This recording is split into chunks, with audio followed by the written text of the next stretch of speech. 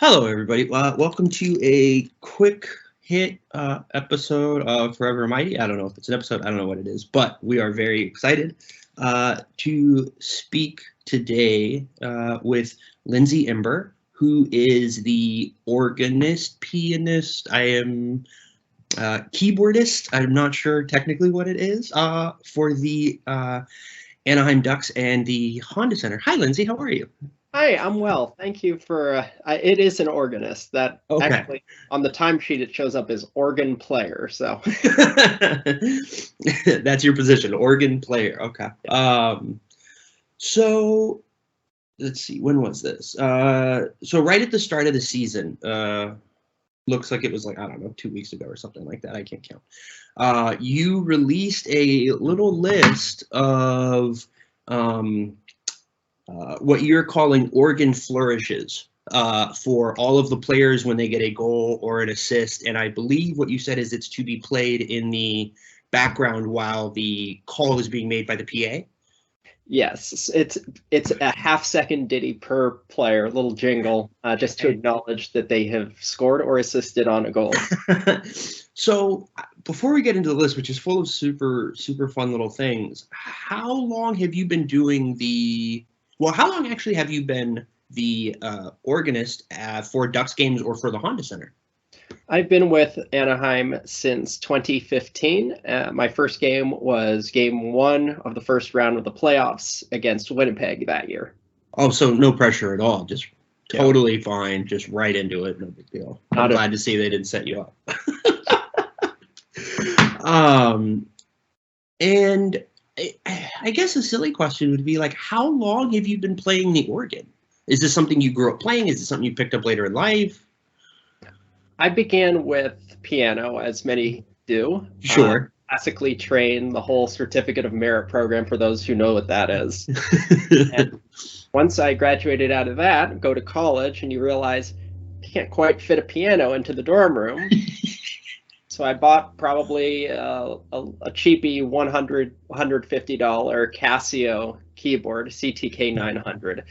And it is one where it's like any other MIDI keyboard, has electronic sounds on it. And this one had a drawbar organ function of all things. And I thought, this is pretty neat. So I sort of I got into organ after that, and I sort of started following along with some of the organists in baseball and hockey. And being from LA, Nancy B over at Dodgers was who I followed along, and I play in her style even now because that's kind of how I learned. After college, I got a job with the Dodgers because my degree from UC Irvine was criminology, law and society, and social ecology. It's a really long way to say that. And I think it was just I got the social ecology double because the only reason I got that was because I had too many credits for the one major, so I had to take a second one if I wanted to stay a student. And so anyway, I got a job with the Dodgers managing security statistics in that department. My real first day of on-the-job training for our command center was opening day of 2011, which was the Brian Stowe Giants fan that got really bad. Oh my goodness, yeah. Yeah, that was sort of like on the first day, and I'm just sitting back training. I'm not doing anything other than listening to what's going on, and I was like, oh gosh, there's a lot to do. So in any case, I worked at Dodgers since then, and at some point I thought during the off season, I thought there's no way that I'm going to be leaving downtown LA at 5 p.m. with all that traffic there. So I stayed there until traffic died down. I went to the press box and, there's an organ here.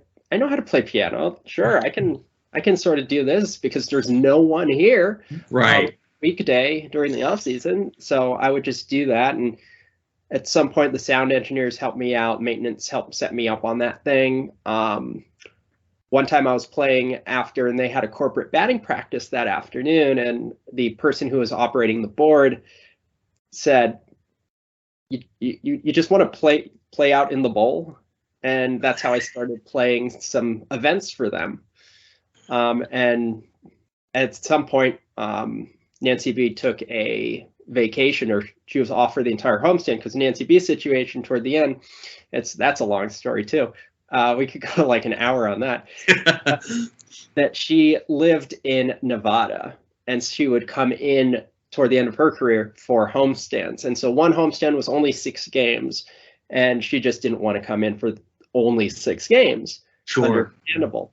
And that's how I got tapped to do the Dodgers gig for a little while. And of course, the reason I got the Ducks gig was because while I was doing just my normal Dodgers security work, having fun in the press box, playing around, we had that stadium series, Dodgers and Kings, in 2014. So January 2014 is my first exposure to the hockey industry, so to speak. Sure. And they must have remembered me, because in 2015 they gave me a call to see if I wanted to audition for the postseason, which I did. I actually was working Coachella that weekend, so it was fun. I came down from LA, went to Honda Center, auditioned, and then drove straight out to Coachella Valley to work that weekend. Oh my goodness. I go into Honda Center, and we don't even know if the Roland Detillier organ upstairs is working or not, because no one has tried it since, I guess Bob Ducanel was the last person to play that in 2007 or so. Oh, wow. And as soon as I round the corner, I'm like, oh my gosh, this is awesome, because Roland Detillier is the same make and model that Dodger Stadium had. So it's like, that's the organ I learned on. So yeah, I felt super comfortable. I had brought my my little backup Roland little portable one, just in case I needed to, in case the one that they had at Honda didn't work. Fortunately, it did. And I'm just playing around a little bit. At some point, and I'm talking to Rich Cooley and Davin Maskey, who were in charge at the time. Rich was the director, Davin was manager of entertainment. And at some point, they say, just keep playing. We're going to pump it into the bowl, and we're going to go down and try to hear how it sounds. So I'm playing. They go downstairs and do whatever it is. A few minutes later, I'm still playing Get Lucky, because why not? Yeah. So a few minutes later, Davin comes up and says, okay, you want the job? It's yours.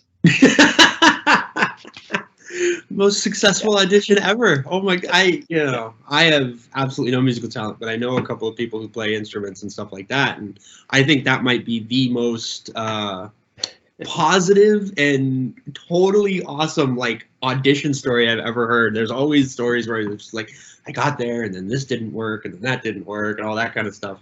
It was super stressful. Yeah, that morning, and this speaks to my special cerebral property, I guess.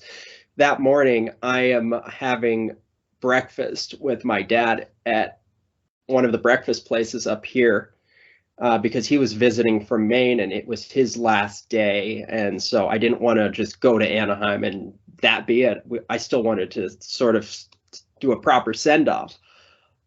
But I was so nervous. I just could not eat, I remember. And I remember ordering this pancakes and eggs thing and barely getting 2 bites in before I was just like, I can't. I just can't.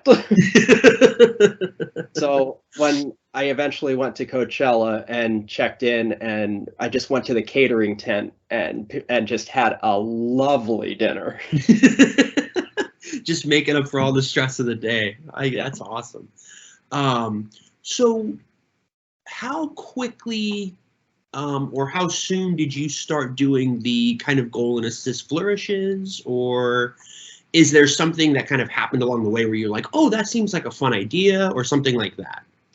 Okay, so at the beginning when I started, we were using, the DJ was just pressing a button on the instant replay that corresponded to an organ chord, essentially, that Bob had recorded. Mm-hmm. And of course, I always have a distaste for recorded organ music, because that takes a job away from a live musician. I'm sure Bob would feel the exact same way. And I'm sure that he did not appreciate whatsoever that they were using the recording as opposed to using him. So I thought I would just, out of habit, whenever I hear something, whether it's an instrumental or just live music, I try to figure out what's the chord structure? Can I play this? Oh, So after hearing all of these flourishes being played for each goal that we score, I thought, I'm just going to start playing along. Not that I'm going out into the bowl or anything. Sure. Just to have some fun with it. Let me pretend that I'm going out into the bowl. And after a while, I talked to Davin, and we both had sort of a similar idea that maybe I should start taking over for the flourishes, because the organ registration or instrumentation tonality that were set up for the pre-recorded instant replay flourishes, obviously different than the registrations or tonality that I had chosen for the organ when I started playing. So the flourishes sounded like it came from a different instrument, as it were, to the stuff that I would play during gameplay or intermission or whatever it is. So for consistency's sake, I started playing the little flourishes, and I thought one chord is kind of, I don't know, basic. So I looked to inspiration from Matt Kaminsky, who's the organist for the Atlanta Braves. And what Matt does is he plays a walk-up song for opposing players, and he sort of does a tongue-in-cheek tie-in for that.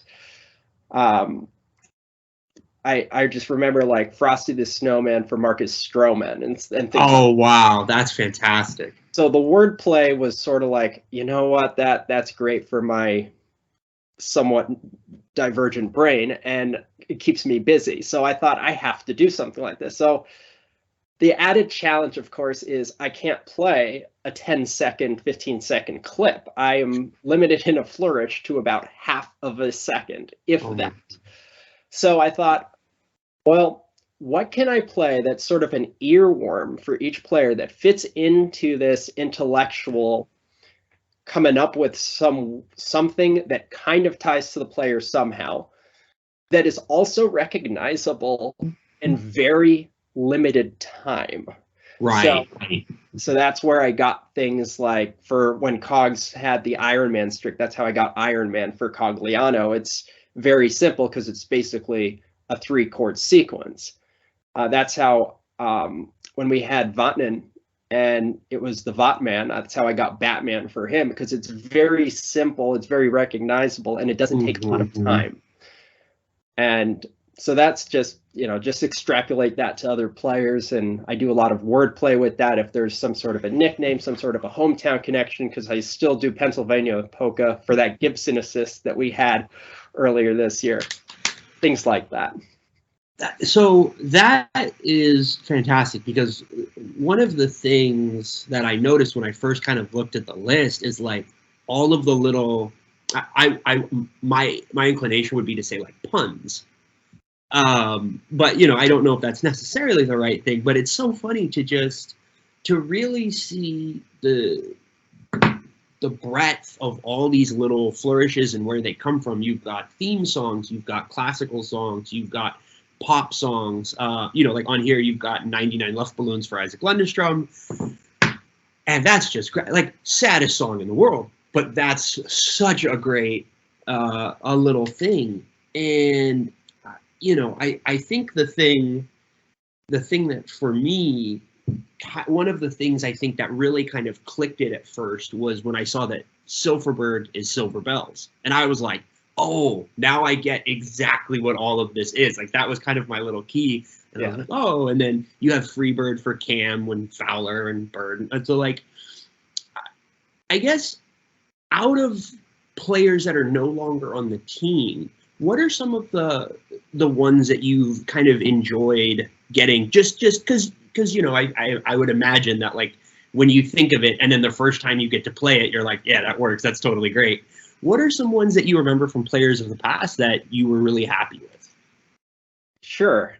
My favorite has to still be Ricard Raquel, Never Gonna Give You Up. Because not only would I have an opportunity to play Never Gonna Give You Up when Raquel scored, but if this was close to intermission, or if it was an overtime goal, or something very significant, even getting first star, I could just rickroll everyone on the way out of the building. So That's so that good. was sort of my favorite. Yeah. That's fantastic. Have you ever heard from any of the players? I want to get to Lindholm in a second because I had asked you a question when we were talking first. Have you ever heard from any of the players about any of the flourishes that happen, or do they ever see the lists, and how does that kind of go? No, I don't. I have very limited contact with players. In fact, the first time that I was we see people backstage or Disney cast member at Lingo. Oh my gosh. It's funny. Once you work for that company, you do not forget a single thing that you are taught. Point. So you see players down on the service level because that's sort of a common area. You're working there, they're working there. Right. But there's not really much discussion. It was sort of that way. It's always that's how I am. That's how I used to be with the power players too. Limited, very limited. We just work in the same place, but we don't talk or anything. And so the only time, like the first time that I really got extended interaction with anyone was with the players, and I usually actually with the emergency goalie, I would see them in the press box quite a bit because that's where. Yeah. But in terms of actual on ice, probably what we did first flight 2 days or whatever it was before COVID shut everything down in 2020. Yeah. And I remember that for that year's first flight, I had a job of operating the scoreboard at center ice. So I was down there doing the scoreboard, and someone skates over while they're doing their practice before everything opens up for the kids and says, "You just do everything around here, don't you?"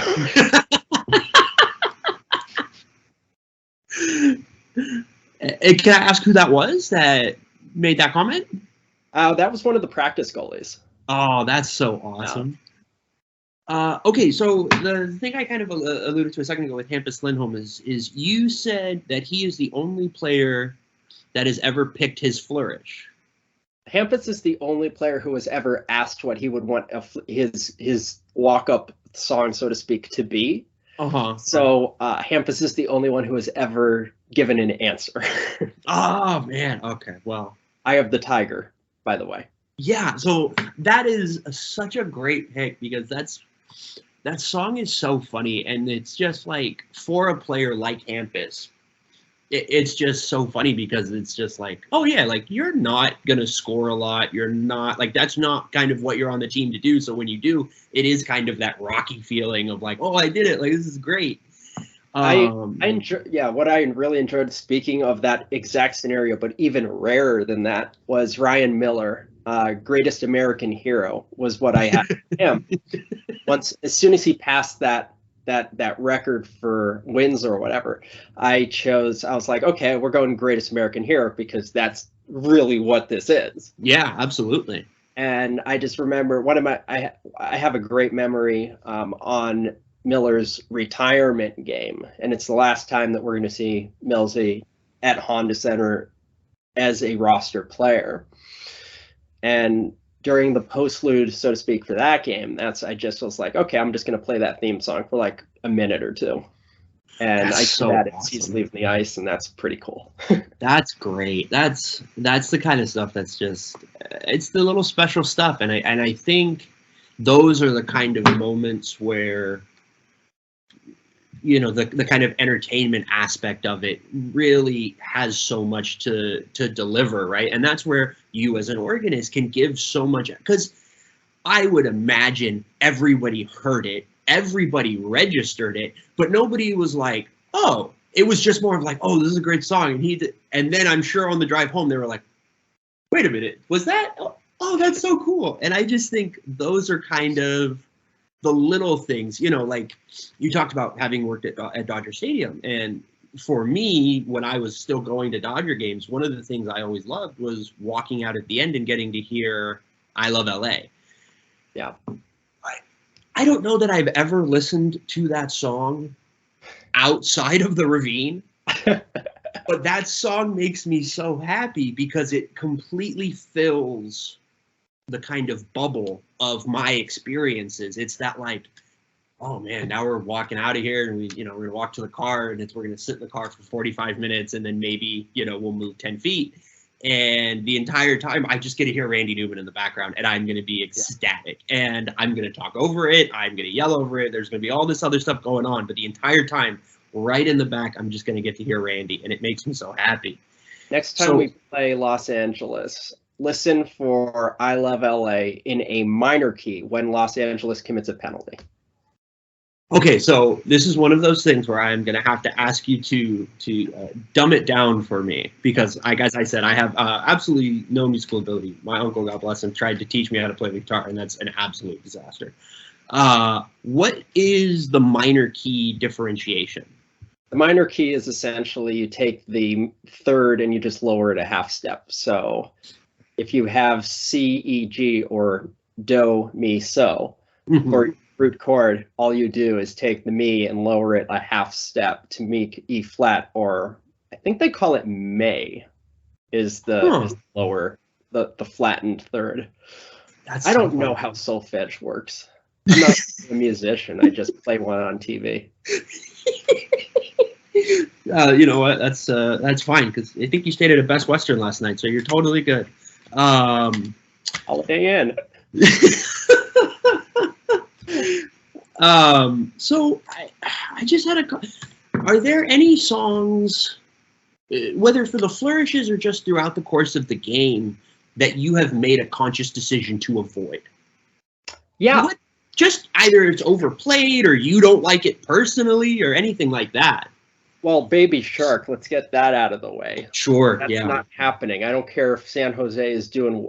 Actually, with San Jose, the one thing I want to troll them on is if we're miraculously beating them by a 6-1 margin or something at the end of the game, and they score a pity goal with like a minute left, there's no way they're coming back, not even close.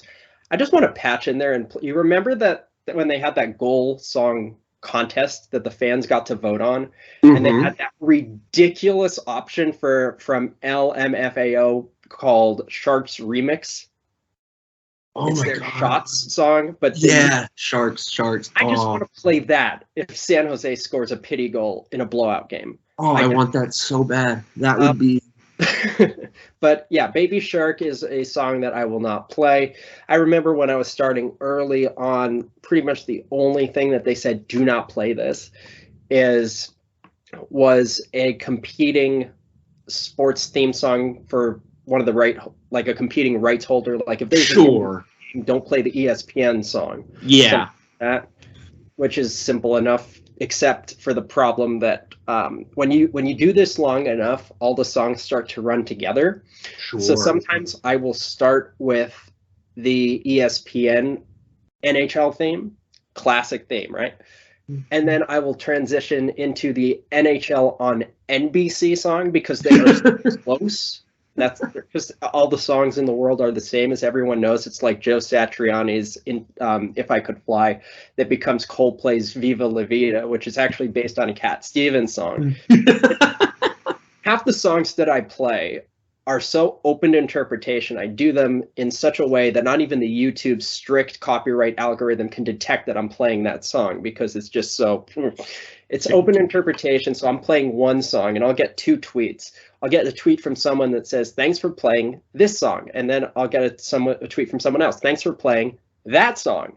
It's the exact same thing. It's just they interpret it differently. And that's sort of what I go for. It's like, I am so vague with what I do and non-committal, which is my personality. And that just means that you can decide for yourself. It's sort of a choose your own adventure. I'm just here to pretend to be the background character, I guess.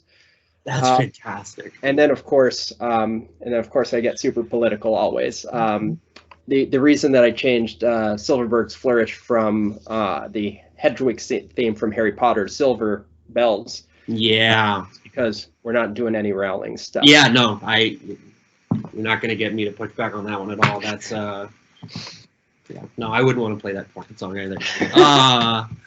That's so funny. Are there any songs that the building or management has asked you to play?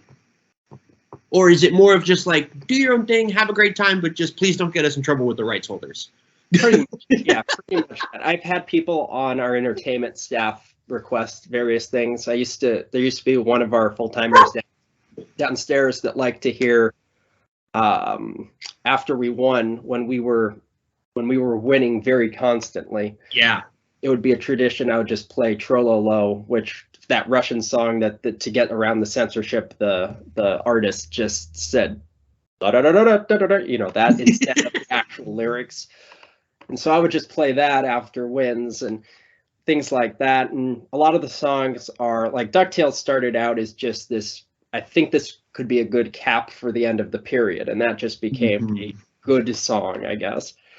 After a win, my closing interlude is DuckTales. That's always the closer. And the closer on a loss is always Bro Hymn, being very slow and somber. The first, very similar to how I first played Bro Hymn when I was introduced in 2015. So there are certain traditions like that. There are certain things you might hear if we're playing Chicago, when they had a stronger rivalry with St. Louis, and it takes the teams have to be very competitive in order for there to be a strong rivalry, I guess. But when they had a strong rivalry, Chicago, we'd play them. And then if they did something and I wanted to sort of poke fun at their expense, I would play When the Blues Go Marching In. And when St. Louis, I would play, what the heck is the Hawks March called? Is that the name of the song? Oh my God. Frank Pellico plays that in Chicago, and I have a recording of it. And I can't remember now. But yeah, that's great. That's things like that. Yeah. Yeah, just pit different teams against each other and see if they notice. And I'm 100% here for that. That's the best. So the one little last question that I need to ask you, and I apologize if this is incredibly stupid. Have you ever found an excuse to play the entertainer, which might be one of, I think, the most well-known and simultaneously anonymous piano riffs at the same time? Well, I've done Joplin before. I don't know if I've done entertainer. I remember I did when we played Edmonton Game 7. And we won Game 7. Wow. And didn't know we were allowed to do that. Red Pepper, a Spicy Rag, I played at that time. But I mean, I started out, again, you start out on piano, so you have all of these things in the back of your head. Sure. I play Maple Leaf and things like that. Ragtime doesn't always convert well to organ, so it's sort of you have to sort, because with the piano, there's sort of differences on these instruments. Organ is a very much an instrument that builds on things like layering and sort of harmonization, and a lot of there's sort of, I remember when I tried to explain to someone what is the difference between a drawbar that you can use in baseball versus one in hockey, and because someone asked me, why doesn't the new organ at Dodger Stadium, this was in 2016, why doesn't the new organ in Dodger Stadium sound right? It sounds weird. And my answer was, well, number one, they're using just the out of the box. There's no customization, whatever. And when you use an out of the box thing, it's going to sound like a 90s video game. But number two, sound wave property for baseball, because you are outdoors, because it is open air, you want something with rotary or something with variability in your sound wave. So it actually has activity, and then they can come back and they can interact together and things like that. You don't want something that is sort of a low or an off rotary where it's a lot flatter. Mm-hmm. That's best served. That's better for inside, where you do have the sounds banging off the seat or other obstructions coming back, and you don't have that sort of open air. So you need to account inside for the fact that you are going to have reverb and echo provided by the acoustical properties of the building itself. So there's a different sound that is appropriate for a different venue, depending on where you are. And I don't even remember what your question was. I just got off on this tangent. No, this is great. Because I don't know that anybody thought when they were going to be listening to this that they were going to get a physics lesson, but I am fascinated right now. So. I took one credit for the physics of music in college, and I don't know if I retained anything or if I'm just making stuff up at this point. But here's the thing, though. You're just saying it to me, and I don't know a damn thing. So as far as I'm concerned, you're a genius. So this is great. The only thing I know about like sound is that you can use egg cartons on the walls, and allegedly, that's how you build an in-home recording studio. But beyond that, I know absolutely. Oh yeah, of course, yeah. That's why when you go and see, if you try to do a concert in an art gallery, it's not going to work well. But there are definitely things like that you have to take into account when you do this stuff. You have to think, how's this going to sound out there? And even sometimes whatever you come up with in your head sounds totally different, and then you have to adjust. And it's tough.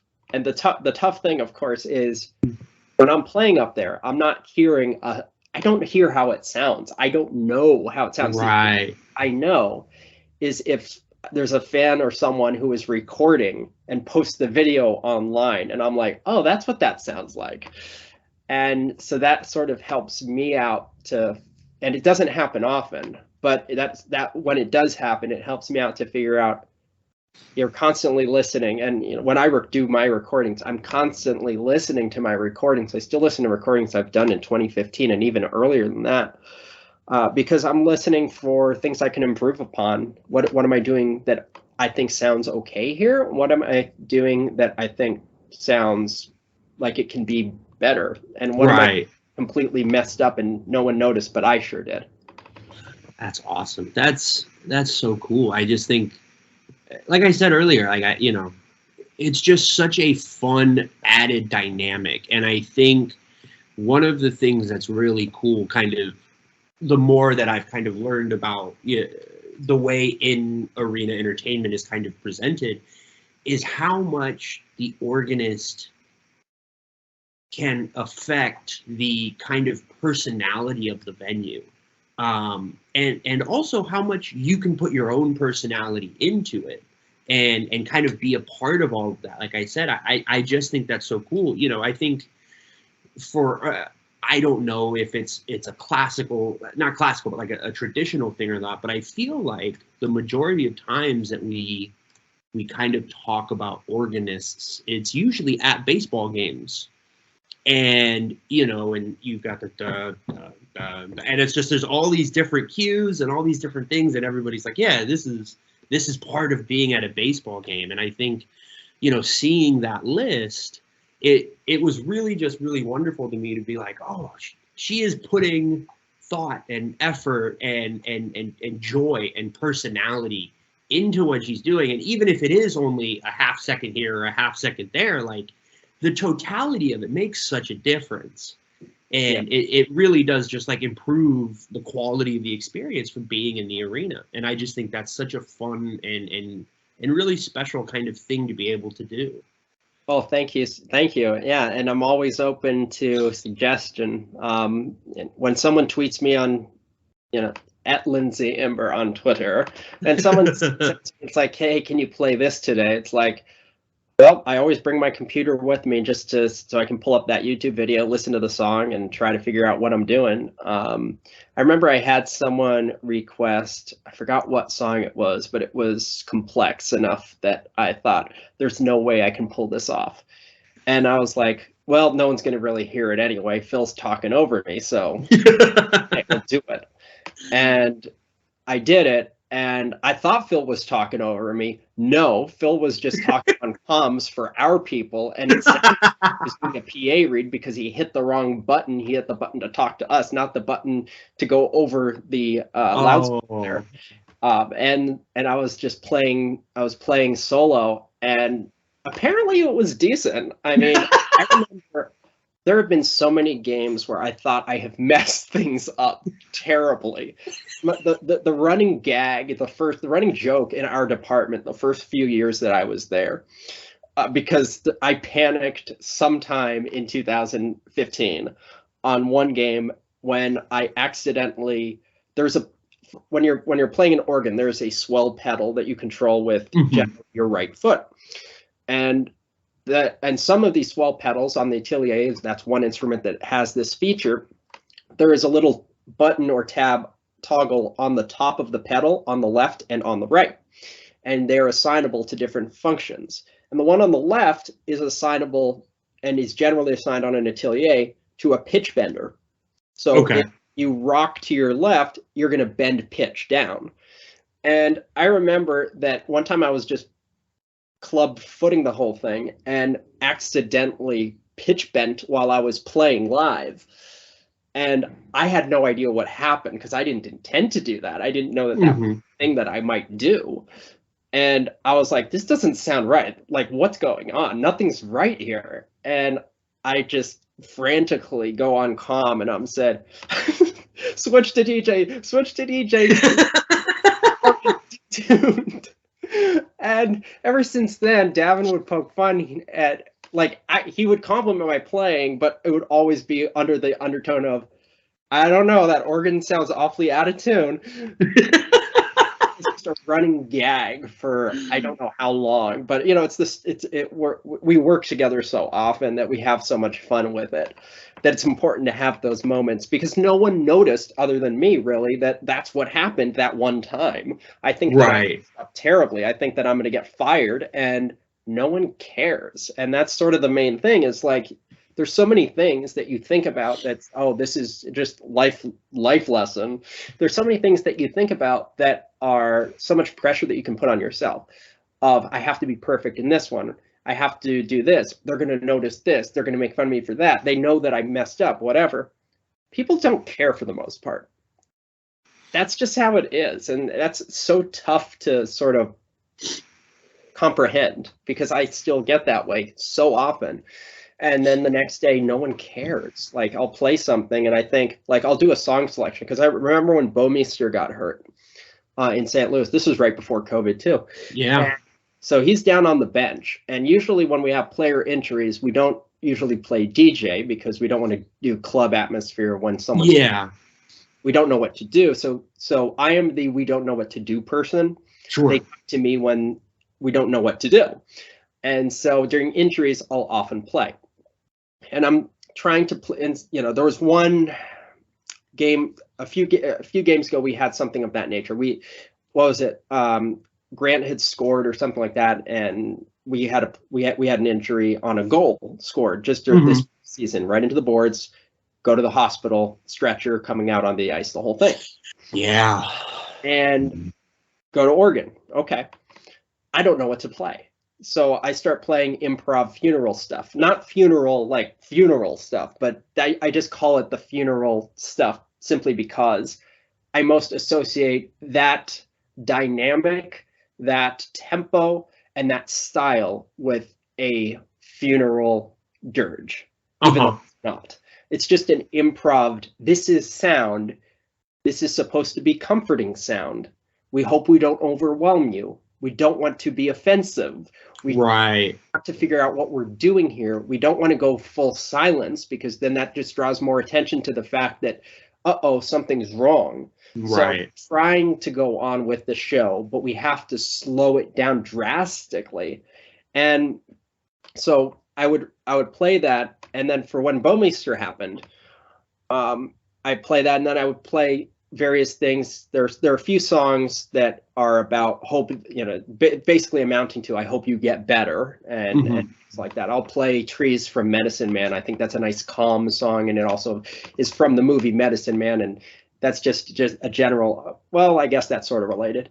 I don't want to play like a super fast-paced like Dr. Worm from They Might Be Giants or something like that.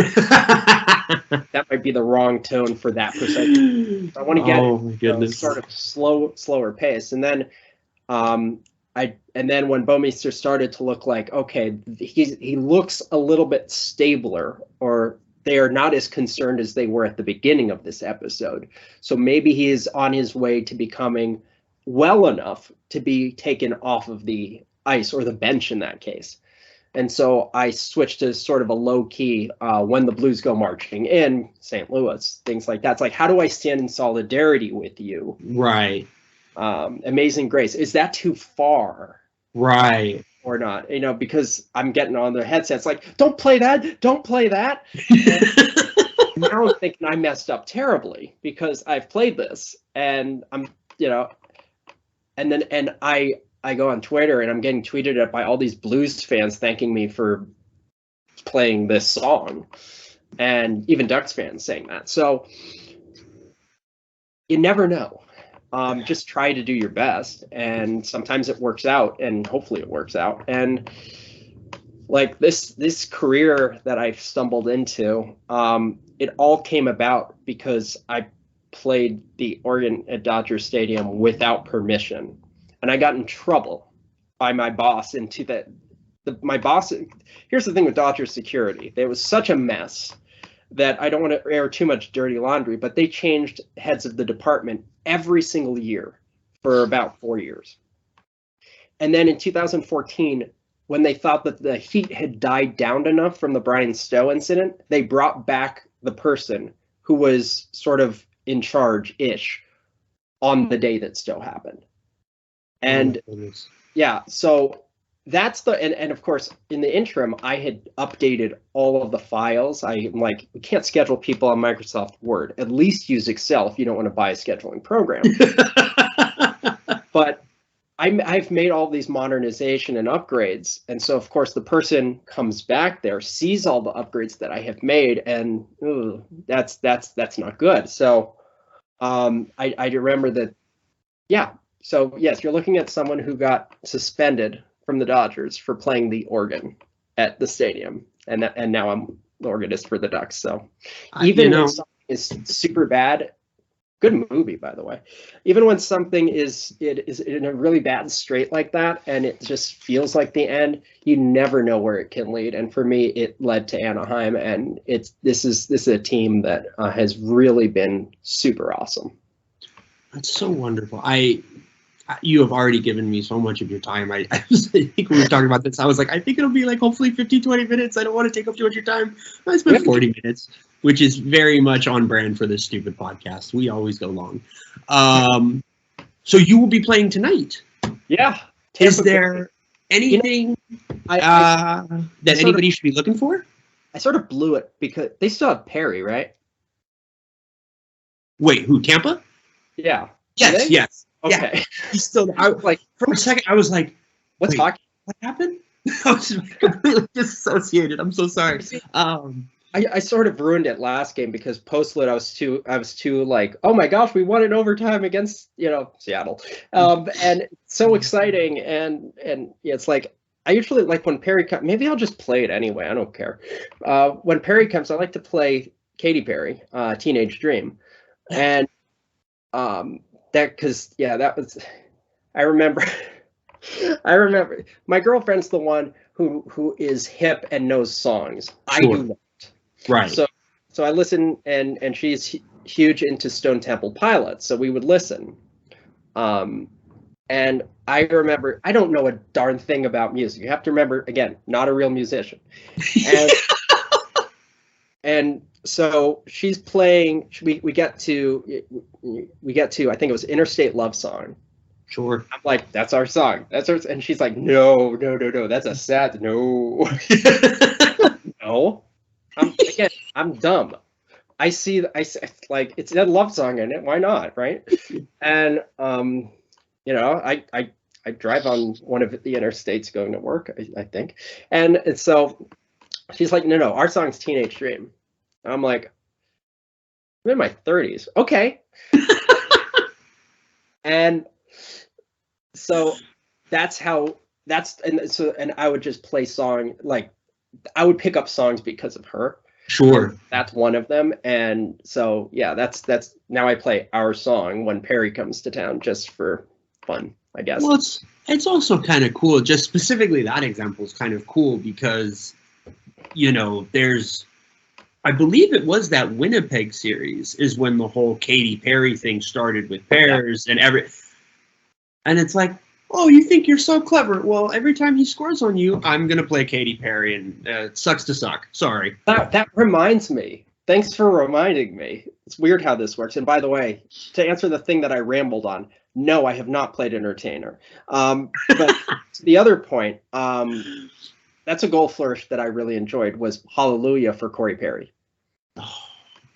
And Corey Perry is a saint, number one, but number two on that one was that overtime winner the comeback on Catella, I could only think of a song that was the song. Like, Yeah. Not even for Perry, just the fact that it happened. Yeah, absolutely. And so, because Perry is the one who scored that goal, that became Perry's goal flourish going forward, and it just tied in well enough that that's how it was. So there you go. I like playing that flourish too. There you go. That's a great one. I don't know that there would be a more perfect song to play in that moment than that, because I imagine pretty much everybody went, "Oh, Game 7. Yay!" I also played that song. Remember when we were playing Colorado and there was a shot to the glass behind the net and there was like a 17-minute glass delay? Yes. The team's off the ice to go to intermission.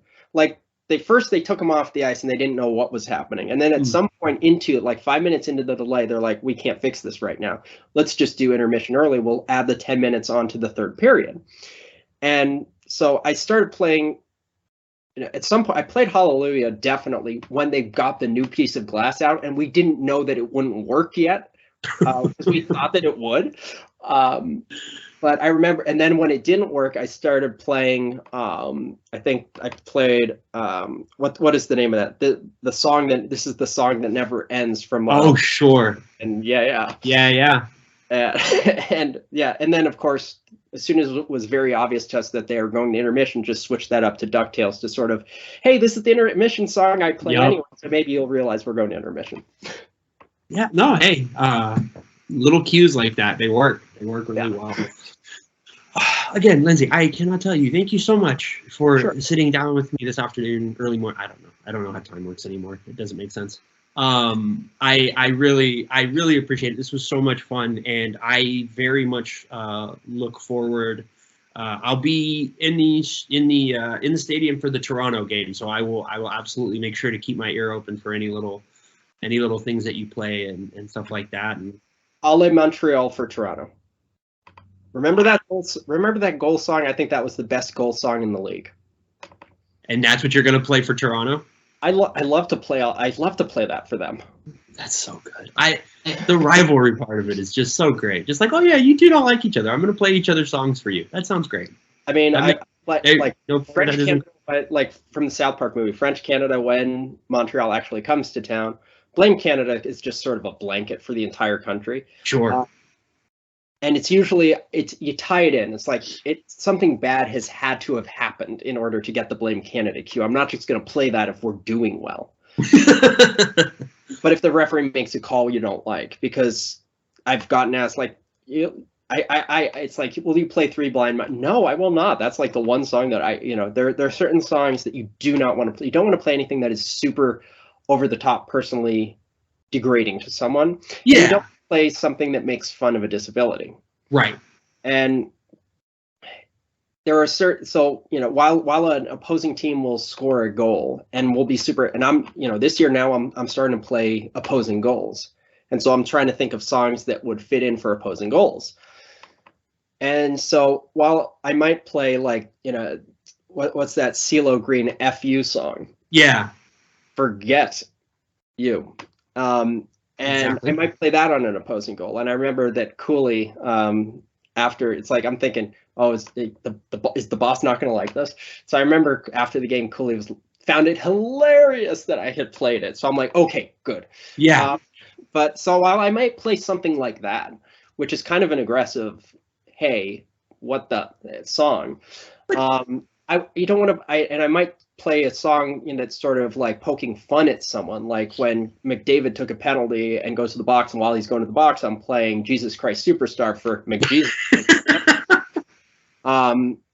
You don't want to play something that is going to make fun of this. I put on my government hat now because I'm also a neighborhood council president up here in LA, and so being on the council, we're doing all sorts of legal stuff all the time and looking at laws and stuff like that. Right. And so I just remember, and we just had HR training this year at Ducks because we have it every preseason anyway.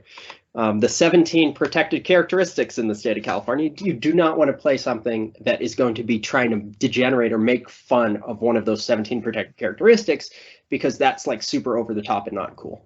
Yeah, no, and that's I think that actually like perfectly kind of ties in just to fandom in general. Is we have all had conversations with fans of other teams or fans of our own teams and just ripped each other to shreds. Yeah. And it never once crosses a line. It's just 100% the way you get at it with your cousins or your siblings or all that, where it's just, and maybe siblings is a little bit of a bad example because me and my sister can get a little personal sometimes. But, more often than not, it's really just about the joy and engaging in this kind of like, oh, yeah, by the way, I hate you right now. Just so you know, for the next 3 hours, I hate you. So just so we're clear. And that's so fun. And to do it without having to worry about denigrating anybody or putting anybody down, and to really, and that's why I think like what you were saying with the Blues and the Hawks and Montreal and Toronto is so perfect. Yeah. Because it's really like, oh, no, this is you guys, right? Oh, it's not weird. Oh, and it's just perfect. And that's really the best part of fandom and communal fandom is, being able to mess with each other and tease each other and, stuff like that.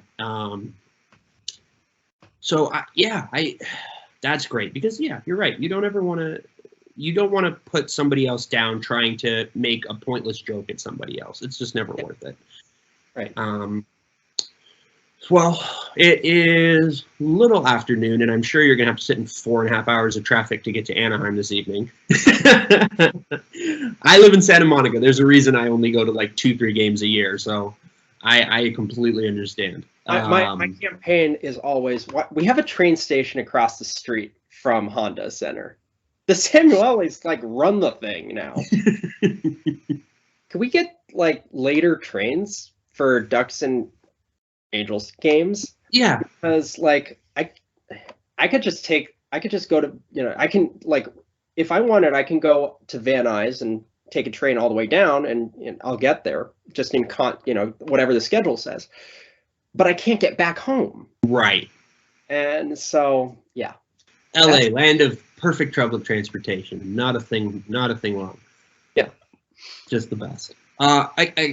Again, Lindsay, I really can't tell you how grateful I am for you to give us your time this afternoon. Sure. Is there anything you would like to say, share, anything like that real quick? Just thank you so much for having me. And if you want to hear anything, just find me on Twitter. It's just my name. And let me know what you want to hear, and I will do my best to pretend to play it. There you go, folks. That's it. And always make sure to record it and send videos back to Lindsay so she can make sure that she's killing it like she always is. I